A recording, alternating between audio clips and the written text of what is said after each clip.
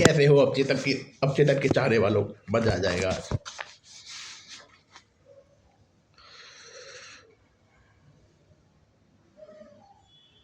यहाँ से पढ़ने वाले हैं। आस्था उपचार आस्था उपचार का क्या मतलब है और अंधी आस्था किस तरह काम करती है। जिसे लोग आस्था उपचार के नाम से जानते हैं वह दरअसल बाइबल में बताई गई आस्था नहीं है, जिसका जिसका मतलब चेतन और अवचेतन मन के आपसी संबंधों का ज्ञान होता है।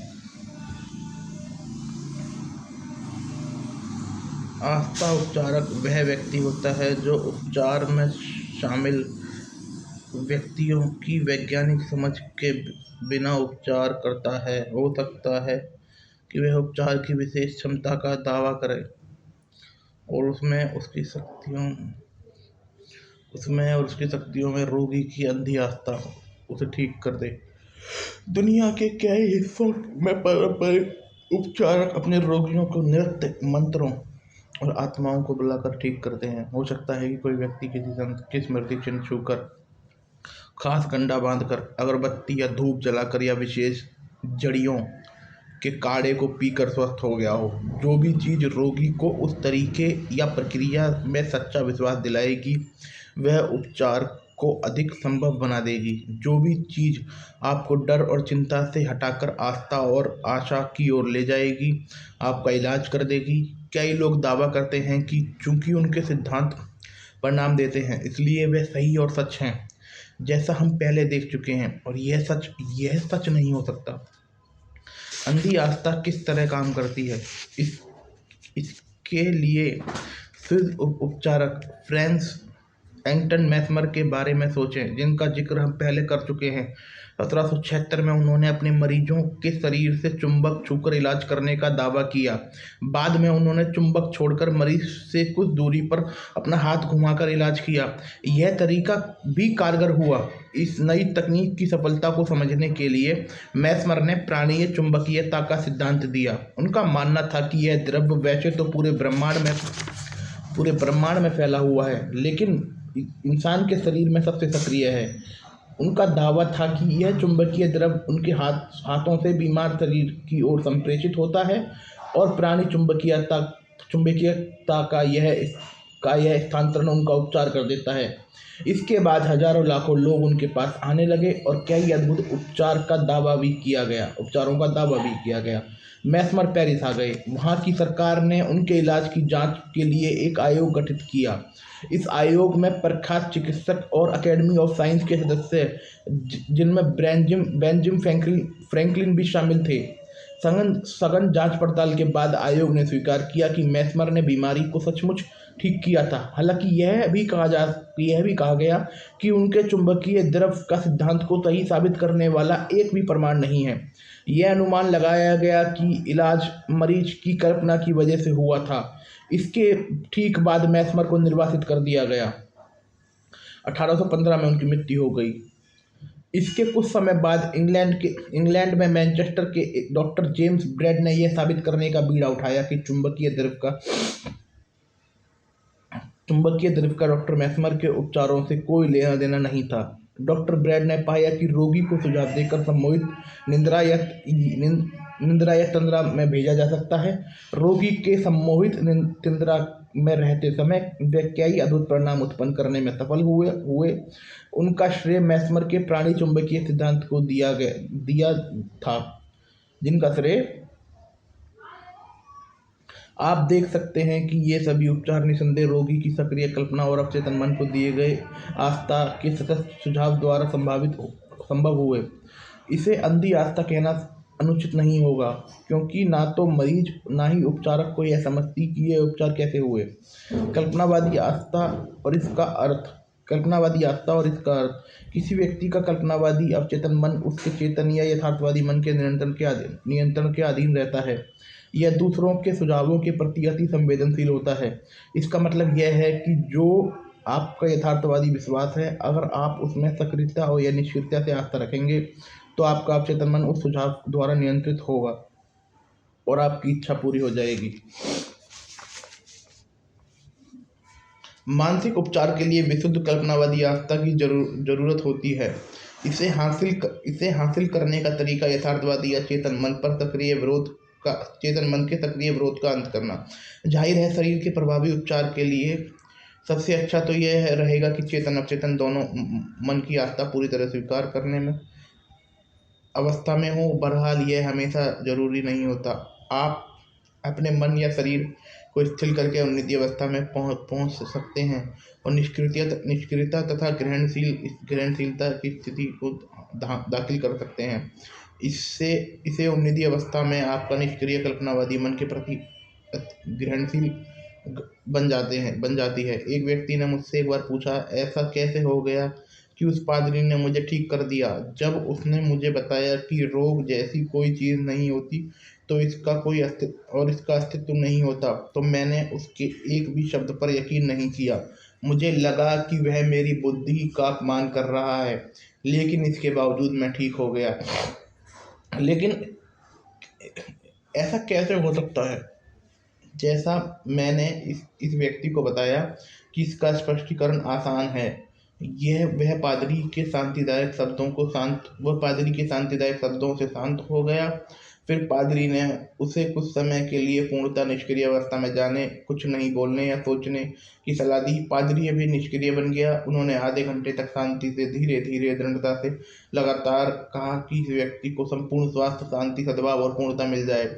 आधे घंटे बाद वह व्यक्ति को असीम राहत महसूस हुई।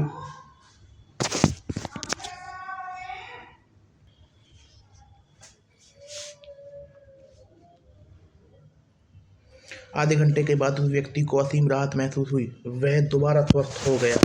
यह आसान है कि उपचार के समय निष्क्रियता के कारण उसकी कल्पनावादी आस्था प्रकट हो गई और पादरी द्वारा किए गए संपूर्ण स्वास्थ्य के सुझाव उसके अवचेतन तक पहुंच गए। दोनों कल्पनावादी मन में तालमेल में थे। अगर इस व्यक्ति ने उपचारक शक्ति और उसके सिद्धांत को सही होने के बारे में अपनी शंका को व्यक्त उभरने दिया होता।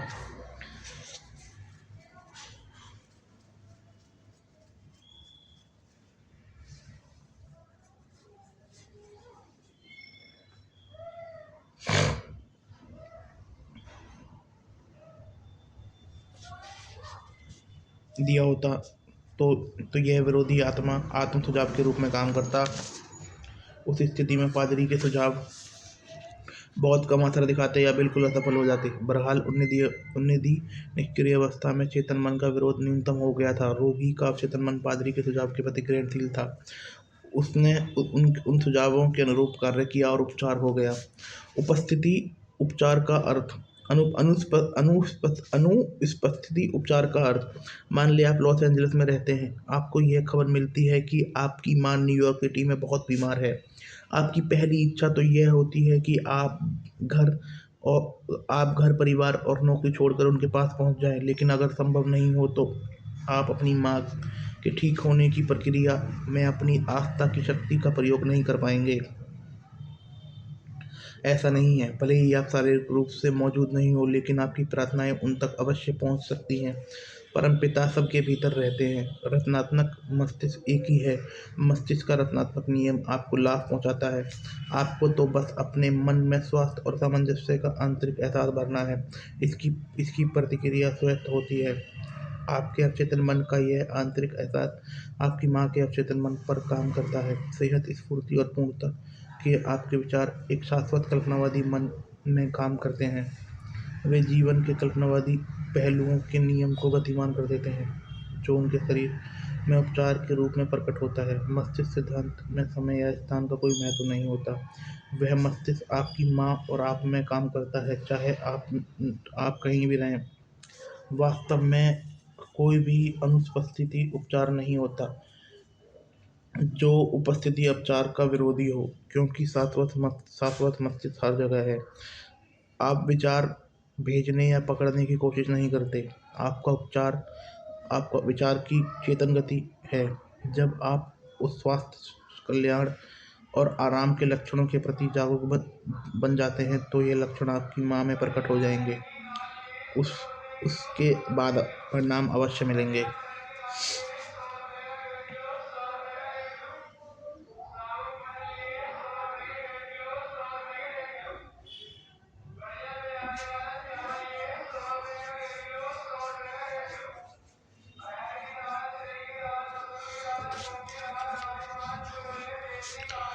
यहाँ असल ज़िंदगी का एक उदाहरण दिया जा रहा है जिसे गलती से अनुपस्थिति अनु अनुपस्थिति उपचार मान लिया गया। लॉस एंजलिस की एक महिला को पता चला कि न्यूयॉर्क में रहने वाली उसकी माँ को कोरोनरी थ्रोम्बोसिस हो गया है। वह अपनी माँ के पास नहीं जा सकती थी, इसलिए उसने यह प्रार्थना की, उपचारक शक्ति मेरी माँ के पास है।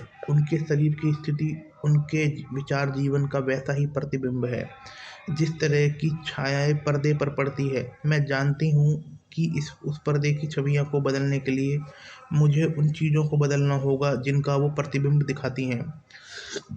मैं अब अपने मस्तिष्क में अपनी माँ के लिए पूर्णतः सामंजस्य संपूर्ण स्वास्थ्य की छवि बना रही हूँ। जिस असीमित उपचारक शक्ति ने मेरी माँ का शरीर और उनके सभी अंग बनाए हैं, वह उनके अस्तित्व के हर परमाणु में भर रही है और उनके शरीर की हर कोशिका से शांति की धारा प्रवाहित हो रही है। डॉक्टरों को दैवीय मार्गदर्शन मिल रहा है। जो भी मेरी माँ को छू रहा है उसे सही काम का मार्गदर्शन मिल रहा है। मैं जानती हूँ कि रोग अंतिम सच नहीं है। अगर ऐसा होता तो किसी का उपचार नहीं हो पाता। मैं प्रेम और जीवन के असीमित सिद्धांत की समर्थक हूँ। मैं जानती हूँ और यह आदेश देती हूँ कि मेरी माँ के शरीर में सामंजस्य, सेहत और शांति व्यक्त हो रही है। उसने दिन में कई बार यह प्रार्थना दोहराई। कुछ दिन बाद उसकी माँ की हालत में उल्लेखनीय सुधार हुआ। उनका हृदय रोग चिकित्सक हैरान था और उसने उसने ईश्वर में प्रबल आस्था के लिए उन्हें बधाई दी। बेटी के मस्तिष्क की पूर्ण आस्था के साथ स्वीकार किए गए निष्कर्ष ने शाश्वत अवचेतन मन में व्याप्त रचनात्मक ऊर्जा को सक्रिय कर दिया। यह उनकी माँ के शरीर में संपूर्ण स्वास्थ्य और सामंजस्य के रूप में प्रकट हुई। बेटी ने अपनी माँ के बारे में जो सोचा वह उसकी माँ के अनुभव में अभिव्यक्त हुआ।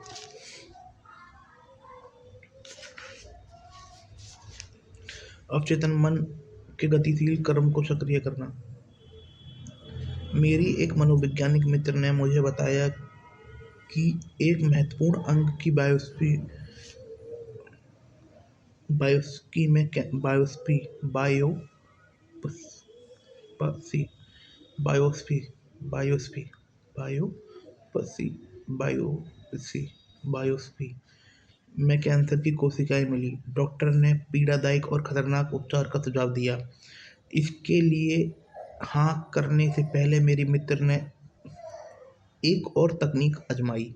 हर रात मैं सोने से पहले हर रात को सोने से पहले वह शांति से यह विश्वास जताती थी कि हर कोशिका, नस तंत्रिकाएं और अंग अब पूर्ण दोष रहित और आदर्श बन रहा है। मेरे पूरे शरीर में स्वास्थ्य और सामंजस्य दोबारा लौट रहा है। लगभग एक महीने में पूर्ण उपचार हो गया। बाद के परीक्षणों में पता चला कि कैंसर की कोशिकाएं अब नहीं बची थी। मैं इससे बहुत प्रभावित हुआ, लेकिन मेरी जिज्ञासा जाग गई। मैंने उससे पूछा कि क्या सोने से पहले अपना निश्चय क्यों दोहराती थी। उसने बताया, एक बार किसी दिशा में सक्रिय होने पर अवचेतन मन का काम नींद के दौरान भी चलता रहता है। इसलिए यह बहुत ज़रूरी है कि आप सोने से पहले अवचेतन मन को कोई लाभकारी काम सौंप दें। यह बहुत समझदारी भरा जवाब था। यह भी ध्यान दें कि सामंजस्य और पूर्ण स्वास्थ्य के बारे में सोचते समय उसने एक बार भी अपनी बीमारी का नाम नहीं लिया। मैं प्रबलता से सुझाव देता हूँ कि आप अपनी बीमारी के बारे में बोलना बंद कर दें या उसका नाम नहीं लें, खास तौर पर सोने से ठीक पहले के घंटों में। उसने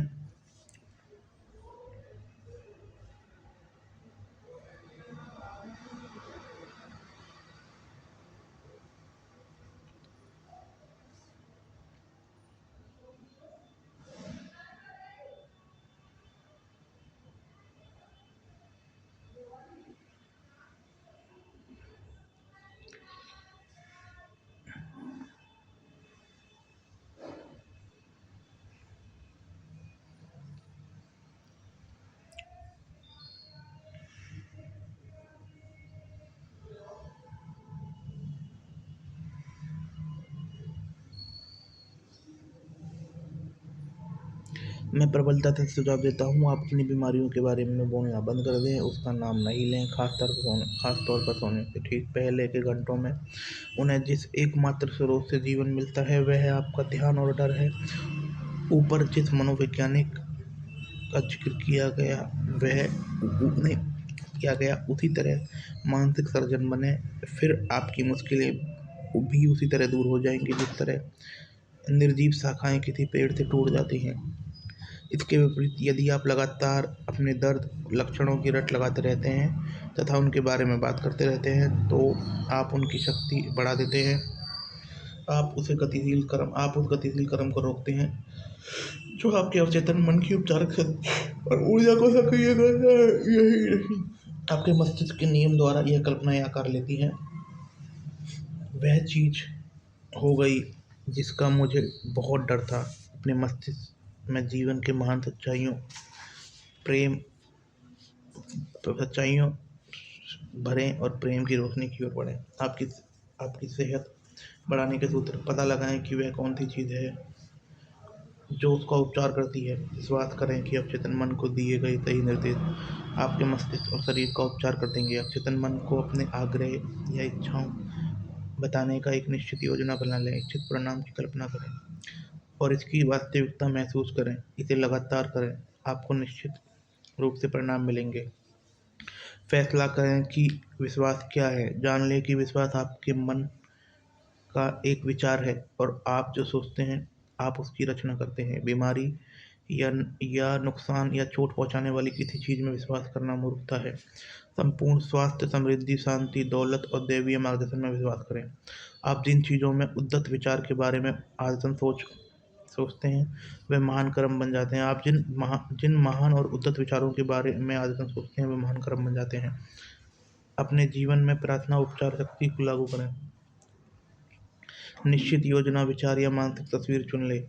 उस विचार के साथ मानसिक और भावनात्मक तालमेल बनाएं। जब आप अपने मानसिक नजरिए के प्रति आस्थावान रहेंगे तो आपकी प्रार्थना का जवाब मिल जाएगा। हमेशा याद रखें, अगर आप सचमुच उपचार शक्ति पाना चाहते हैं तो आप इसे आस्था के जरिए पा सकते हैं, जिसका मतलब है अपने चेतन अवचेतन मन की कार्यविधि का ज्ञान। आस्था समझ से आता है। अंधी आस्था का मतलब है कि उपचार शक्तियों की वैज्ञानिक समझ के बिना सफल उपचार हो सकता है। आप अपने बीमार परिजनों के लिए प्रार्थना करना सीखें। अपने मन को शांत कर लें। सेहत, स्फूर्ति और पूर्णता के अपने विचार शाश्वत कल्पनावादी मस्तिष्क के माध्यम से आपके परिजनों के मस्तिष्क में महसूस किए जाएंगे और प्रकट हो जाएंगे। मानसिक उपचार की व्यवहारिक तकनीकें। जब कोई इंजीनियर पुल या अंतरिक्ष यान बनाता है तो वह किसी जानी पहचानी तकनीकें आजमाई हुई योग्यताओं व तरीकों से समस्या को हल करता है। ये तकनीकें, योग्यताएं और तरीके सीखने पड़ते हैं। इस तरह आपके जीवन को नियंत्रित और निर्देशित करने की भी जानी पहचानी तकनीकें, योग्यताएं और तरीके हैं।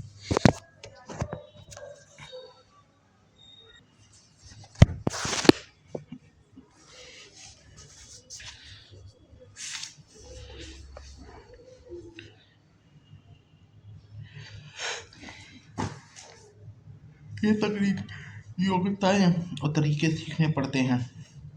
इस तरह आपके जीवन को नियंत्रित और निर्देशित करने की जानी पहचानी तकनीकें, योग्यताएं और तरीके हैं। ये तरीके और तकनीकें मूलभूत हैं। गोल्डन गेट ब्रिज बनाने से पहले इंजीनियरों को गणित के सिद्धांत, दबाव और तनाव को समझना था। दूसरे, उन्हें अपने मस्तिष्क में खाड़ी पर उत्कृष्ट पुल बनाने की मानसिक तस्वीर बनानी थी। तीसरा कदम, उस तस्वीर को स्वीकार करने के लिए आजमाए हुए और समय सिद्ध तरीकों का इस्तेमाल करना था।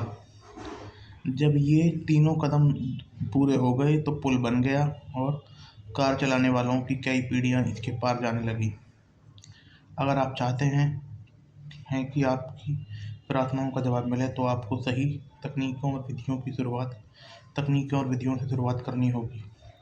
प्रार्थना का जवाब वैज्ञानिक तरीके से मिलता है। कुछ भी संयोग नहीं होता। यह व्यवस्था और नियम कायदे की दुनिया है। इस अध्याय में आप अपने आध्यात्मिक जीवन के प्रकटीकरण और पोषण की व्यवहारिक तकनीक पाएंगे। आपकी प्रार्थनाओं को गुब्बारों की तरह हवा में लटके रहने की ज़रूरत नहीं है। उन्हें कहीं पहुंचना चाहिए और आपके जीवन में कुछ लाभ पहुंचाना चाहिए।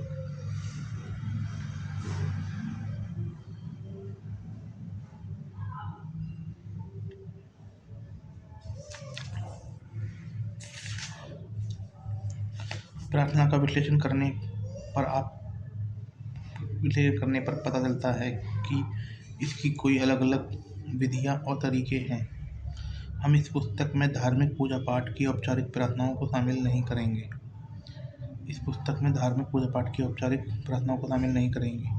समूह आराधना का अपना महत्व है, लेकिन यहाँ हम उन पर ध्यान केंद्रित नहीं करेंगे।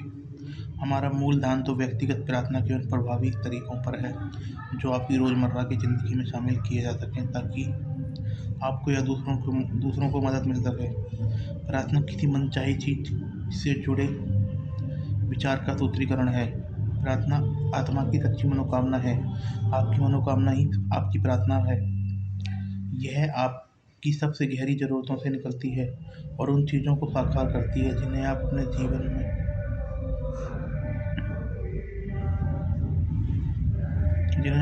पाना चाहते हैं। वे लोग धन्य हैं, धर्मप्राण हैं, भूखे और प्यासे हैं, क्योंकि उन्हें भरपेट मिलेगा। यही प्रार्थना की सच्ची प्रकृति है।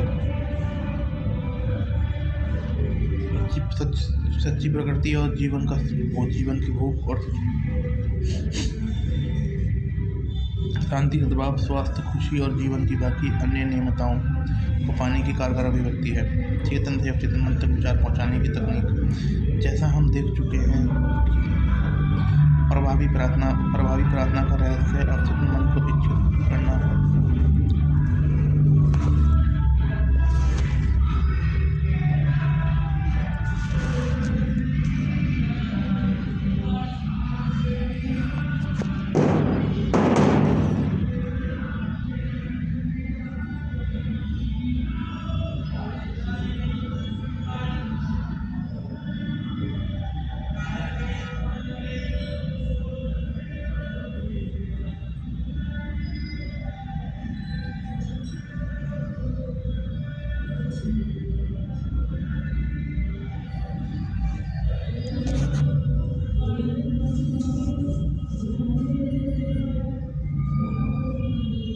जैसे हम देख चुके हैं, प्रभावी प्रार्थना का रहस्य अवचेतन मन को इच्छित परिणाम से सरोबार करना है। ऐसा करने का एक बहुत आसान तरीका चेतन से अवचेतन मन तक विचार पहुंचाने का तकनीक है। इसमें मूलतः अवचेतन मन को प्रेरित किया जाता है ताकि यह चेतन मन के आग्रहों को उसी रूप में ग्रहण कर ले। यह तकनीक सपने जैसी स्थिति में सबसे अच्छी तरह काम करती है। जान लें, आपके इससे ज़्यादा गहरे अवचेतन मन में असीमित बुद्धिमत्ता और असीम शक्ति है। बस शांति से अपनी मनोकामना के बारे में सोचें। इसे साकार होने की तस्वीर इसी पल देखना शुरू कर दें। उस छोटी लड़की की तरह बने जिसे बहुत सारी खांसी और गला खराब थी और गला खराब था। उसने दृढ़ता से बार बार घोषणा की, खांसी अब जा रही है, यह अब जा रही है। चमत्कार यह हुआ कि खांसी 1 घंटे में सचमुच गायब हो गई। इस तकनीक का इस्तेमाल पूरी ईमानदारी और सहजता से करें। आपका अवचेतन आपके ब्लूप्रिंट को स्वीकार कर लेगा। अगर आप अपने और परिवार के लिए नया घर बनवा रहे हैं, तो आप उसके ब्लूप्रिंट में गहरी रुचि लेंगे। आप यह सुनिश्चित करना चाहेंगे कि भवन निर्माता आपके ब्लूप्रिंट का अक्षरशः पालन करें। आप उसके द्वारा लगाई जाने वाली निर्माण सामग्री पर नज़र रखेंगे। आप जानते हैं कि आपके भावी मकान का जीवन इस सामग्री की गुणवत्ता पर निर्भर करता है, इसलिए आप सर्वश्रेष्ठ सीमेंट, बिजली के तार, छत की सामग्री आदि चुनेंगे। इसमें समझदारी नहीं होगी कि आप इतना ही ध्यान अपने मानसिक धर्म का रखें? क्या इसमें समझदारी नहीं होगी कि आप इतनी ही चिंता, खुशी और समृद्धि ने अपने मानसिक ब्लूप्रिंट ही करें? आपके सभी अनुभव और जीवन में दाखिल होने वाली हर चीज़ उन मानसिक ईंटों की प्रकृति पर निर्भर करती है जिनका प्रयोग आप अपने मानसिक घर को बनाने में करते हैं। अगर आपका मानसिक ब्लूप्रिंट डर, चिंता, तनाव या कमी से बना हो, अगर आप निराश, संकालु और दूरदर्शी हों, तो आपकी इस मानसिक सामग्री के कारण आपके जीवन में अधिक थकान, शंका, तनाव, चिंता और सभी तरह की सीमाएं प्रकट हो जाएंगी। जीवन में सबसे मूलभूत और दूरगामी चीज़ वह है जो आप हर घंटे अपनी मानसिकता में बनाते हैं। आपके शब्द खामोश और अदृश्य लेकिन वास्तविक होते हैं। आप हर समय अपना मानसिक घर बना रहे हैं और आपके विचार तथा मानसिक तस्वीर आपके ब्लूप्रिंट को दर्शाती हैं। आपके विचार तथा मानसिक ब्लूप्रिंट आपके तस्वीर को दर्शाती हैं। हर घंटे, हर पल आप बेहतरीन सेहत, सफलता और खुशी का निर्माण कर सकते हैं। उन विचारों जो आप सोचते हैं या रखते हैं, उन विश्वास से जिन्हें आप स्वीकार करते हैं, और उन दृश्यों से जिनकी आप अपने मस्तिष्क के छिपे हुए स्टूडियो में रिहर्सल करते हैं। जिस राजसी महल के निर्माण में आप लगातार जुटे रहते हैं, वह आपका व्यक्तित्व है। इस धरती पर आपकी पहचान है। इस दुनिया में आपके जीवन की पूरी कहानी है। एक नया ब्लूप्रिंट बनाएं। वर्तमान पल में शांति, खुशी और सद्भावना के एहसास द्वारा इसे खामोशी से बनाएं। इन चीज़ों का दावा करने पर आपका अवचेतन आपके ब्लूप्रिंट को स्वीकार कर लेगा और इन सभी चीज़ों को उत्पन्न कर देगा। उनके परिणाम से आप उन्हें पहचान लेंगे। सच्ची प्रार्थना का विज्ञान और कला। विज्ञान का अर्थ संयोजित, व्यवस्थित और क्रमबद्ध ज्ञान है। आइए सच्ची प्रार्थना के विज्ञान और कला के बारे में ज़्यादा गौर से सोचें। यह ज्ञान विज्ञान के बुनियादी सिद्धांत के बारे में है। इनमें उन तकनीकों और प्रक्रियाओं का वर्णन है जो आपके या किसी अन्य व्यक्ति के जीवन में प्रदर्शित की जा सकती हैं, जो पूरे विश्वास से उन्हें लागू करता है। आपकी तकनीक या प्रक्रिया और इसके पीछे का विज्ञान आपकी मानसिक तस्वीर या विचार पर आपके रचनात्मक मन की निश्चित प्रतिक्रिया है। मांगोगे और तुम्हें मिल जाएगा, खोजोगे और तुम पालोगे, खटखटाओगे और तुम्हारे लिए दरवाज़ा खुल जाएगा। यह बेहतरीन पंक्ति हमें क्या बताती है? इसका स्पष्ट अर्थ है कि आप जो चीज़ मांगेंगे वह आपको मिल जाएगी। जब आप खटखटाएंगे तो आपके लिए दरवाज़ा खुल जाएगा और आप जिसे खोज रहे हैं उसे पा लेंगे। इस सबक में मानसिक और आध्यात्मिक नियमों की निश्चितता निहित है। आपके चेतन चिंतन पर आपके अवचेतन की असीमित बुद्धिमत्ता हमेशा प्रतिक्रिया करती है। अगर आप रोटी मांगोगे तो आपको पत्थर नहीं मिलेगा। आपको पूरे विश्वास से मांगना होगा, तभी आपको मिलेगा। आपका मन विचार से वस्तु की ओर चलता है। जब मन में तस्वीर नहीं होगी तब तक मन नहीं चल सकता, क्योंकि आगे बढ़ने के लिए कुछ नहीं होगा। आपकी प्रार्थना आपका मानसिक कर्म है। तो पहले अपनी मानसिक तस्वीर को बनाना होगा, तभी आपके अवचेतन की शक्ति इस पर काम कर सकती है और इसे साकार कर सकती है। आपको अपनी मानसिक स्वीकृति के बिंदु पर पहुंचना होगा, अविवादित और पूर्ण स्वीकृति। इसके अलावा अपनी मनोकामना की पूर्ति को पहले से देखने की खुशी या सुख की भावना होनी चाहिए। सच्ची प्रार्थना की कला और विज्ञान का दमदार आधार आपका यह ज्ञान का पूर्ण विश्वास है। आपके चेतन मन की गतिविधि पर आपका अवचेतन मन निश्चित प्रतिक्रिया करेगा, जिसमें असीमित ज्ञान और असीम शक्ति है। इस तरीके से आपको अपनी प्रार्थनाओं का जवाब मिल जाएगा। तस्वीर की तकनीक किसी विचार के सूत्रीकरण का सबसे सरल और स्पष्ट तरीका है इसकी तस्वीर देखना। अपनी मन की आँखों से इसे इतनी स्पष्टता से देखना जैसे ये साकार हो। आप